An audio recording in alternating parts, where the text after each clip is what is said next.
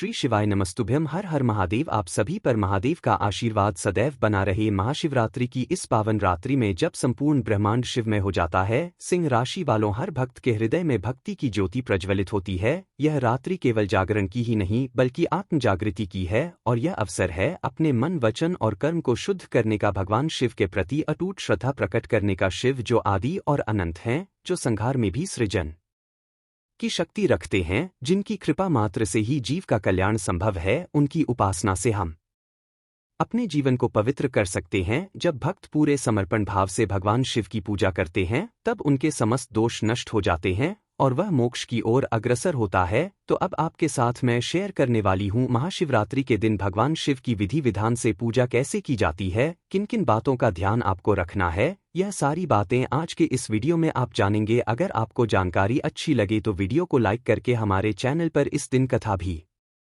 जरूर सुनिए। पूजा विधि के साथ साथ वीडियो के लास्ट में आपको कुछ प्रश्नों के जवाब भी मिलेंगे, जैसे कि महाशिवरात्रि व्रत के नियम क्या होते हैं, महाशिवरात्रि पर हमें कितने बजे उठना चाहिए, महाशिवरात्रि का व्रत क्यों रखना चाहिए, उपवास कैसे करना चाहिए, इस दिन भगवान शिव को क्या चढ़ाना चाहिए, व्रत में क्या क्या खा सकते हैं, महाशिवरात्रि का व्रत कौन कौन रख सकता है, व्रत में क्या नहीं खाना चाहिए, क्या नहीं करना चाहिए, महाशिवरात्रि का व्रत कब खोला जाता है और पूजा करते समय या व्रत के दिन आपको कौन से रंग का वस्त्र पहनना चाहिए, महाशिवरात्रि के व्रत में भोजन कब करना चाहिए और यदि आपको नींद आ रही हो तो कब सो सकते हैं। ये सारे प्रश्नों के जवाब इस वीडियो में आपको मिलेंगे। महाशिवरात्रि के दिन भगवान शिव की पूजा उपचार विधि से या दशो उपचार विधि से या फिर शोषो उपचार विधि से की जाती है। पंचोपचार विधि में गंध, पुष्प, धूप, दीप और नैवेद्य होते हैं। दशोपचार विधि में पाद अर्घ्य, आचमन, स्नान, वस्त्र निवेदन, गंध, पुष्प, धूप, दीप और नैवेद्य होते हैं। और 16 उपचार यानी शश उपचार विधि में पाद अर्घ, आचमन, स्नान, वस्त्र, आभूषण, गंध, पुष्प, धूप, दीप, नैवेद्य, आचमन,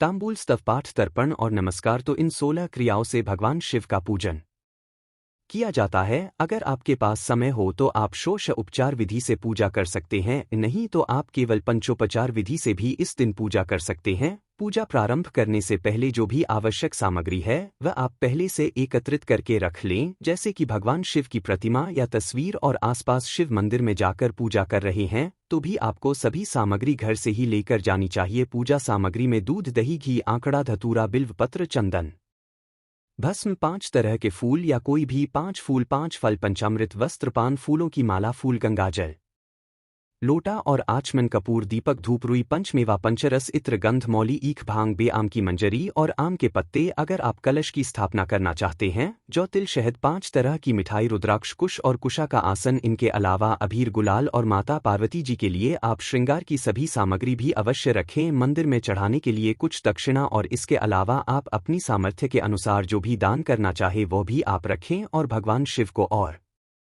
भगवान गणेश को जनेऊ अर्पित किया जाता है, तो जनेऊ यदि आपके पास हो तो जनेऊ अर्पित कर सकते, तो कच्चे सूत को भी लपेटकर आप भगवान को अर्पित कर सकते हैं। अब पूजा प्रारंभ करने से पहले आपको ब्रह्मा मुहूर्त में या प्रातःकाल जल्दी उठकर स्नान ध्यान से निवृत्त होने के बाद भगवान शिव और माता पार्वती जी का स्मरण करते हुए व्रत और पूजा का संकल्प लेना होता है। घर पर पूजा कर रहे हैं तो एक चौकी पर लाल या पीला वस्त्र बिछाएं और फिर कलश स्थापना करें। कलश स्थापना नहीं करना चाहते तो बिल्कुल सादे तरीके से भी, साधारण विधि से भी आप पूजा कर सकते हैं। इसके बाद एक बड़ी सी थाली में शिवलिंग या फिर भगवान शिव की मूर्ति को स्थापित करें और उस थाल को आपको चौकी पर ही स्थापित करना है। अगर आपके पास शिवलिंग है तो शिवलिंग का पूजन कर सकते हैं, नहीं तो घर पर भी आप गाय के गोबर से या मिट्टी से, शुद्ध मिट्टी से पार्थिव शिवलिंग बनाकर उनका पूजन कर सकते हैं। अब सबसे पहले दीप जलाकर रखें, उसके बाद कलश स्थापित किया है तो कलश की पूजा करें। सबसे पहले भगवान गणेश जी का पूजन करें, उसके बाद भगवान शिव की प्रतिमा या शिवलिंग को जल से स्नान कराएं, फिर पंचामृत से स्नान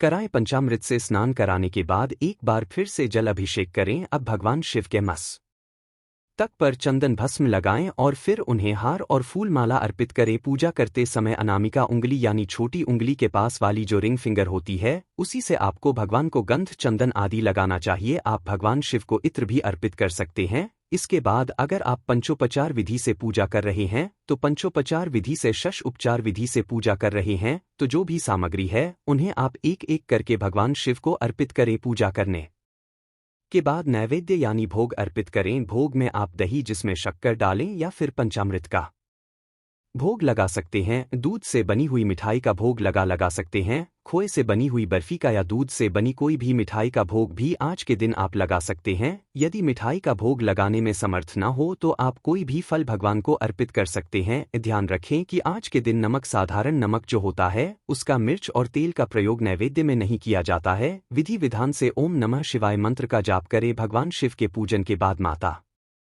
पार्वती जी की पूजा करें। माता पार्वती को ऊर कुमकुम लगाएं, उनकी मांग में सिंदूर लगाएं।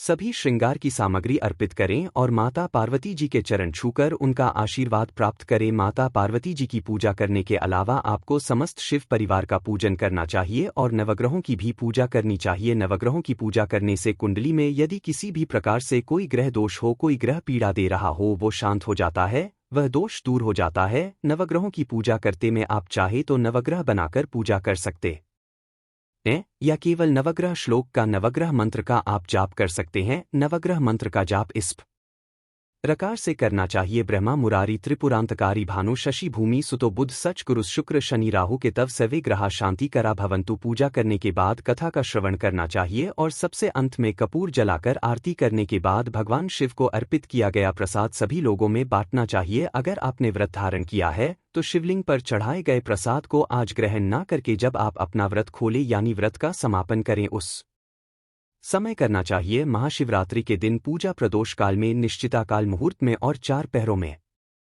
की जाती है, तो आप अपनी सुविधा के अनुसार और जब भी आपके पास समय हो उस समय आप पूजन कर सकते हैं। महाशिवरात्रि के दिन सुबह की पूजा आप बिल्कुल साधारण विधि से भी कर सकते हैं। व्रत का संकल्प लेकर आपको पूजा प्रारंभ करनी चाहिए। दिन भर व्रत रखकर शाम के समय आपको विधि विधान से पूजा करनी चाहिए। महाशिवरात्रि का व्रत कुछ लोग 14 वर्षों के लिए रखते हैं तो कुछ लोग आजीवन रखते हैं। अगर आप पहली बार व्रत प्रारंभ कर रहे हैं तो किस प्रकार से आप यह व्रत रखना चाहते हैं, कितनी संख्या में रखना चाहते हैं, किस तरह का यानी फलाहार ग्रहण करके या निर्जल और निराहार रहकर रखना चाहते हैं, उस तरह का भी संकल्प आपको लेना चाहिए। अगर संकल्प लेकर कोई व्रत रखा जाता है तो उसे मनकामना शीघ्र पूर्ण होती है। भोलेनाथ के भक्त इस दिन रात में रात भर जागरण करके 4 पहर की पूजा करते हैं। तो 4 पहर में थोड़ा आपको ध्यान रखना होता है कि शिवलिंग का अभिषेक आपको 4 पहर में अलग अलग सामग्रियों से करना होता है। किस प्रकार से मंत्रों का जाप करना होता है यह बात भी अब आप जान लीजिए। तो महाशिवरात्रि के दिन जो 4 पहर की पूजा है उसमें आपको पहले पहर में शिवलिंग को दूध से स्नान कराकर ओम हिंग ईशानाय नमः इस मंत्र का जाप करना चाहिए। दूसरे पहर में दही से स्नान कराकर दही से अभिषेक करके ओम हिंग अघोरा नमः इस मंत्र का जाप करना चाहिए। तीसरे पहर में घी से अभिषेक करके ओम हिंग वामदेवाय नमः और चौथे और अंतिम पहर में आपको शहद से अभिषेक करके ओम हे सद्यजाय नमः इस मंत्र का जाप करना चाहिए और फिर शुद्ध जल से अभिषेक करना चाहिए। 4 पहर में पूजा करने के अलावा आप रात के समय में रुद्राभिषेक, रुद्री का पाठ, सप्तशती का पाठ करें तो विशेष फल मिलता है। हिंदू धर्म में कुछ रात्रि बहुत ही विशेष और शुभ फलदायी मानी गई हैं, जिसमें पहला कालरात्रि, दूसरा महारात्र और तीसरा महरात्रि। दीपावली और होली की रात्रि को कालरात्रि और शिवरात्रि को महारात्र कहते हैं।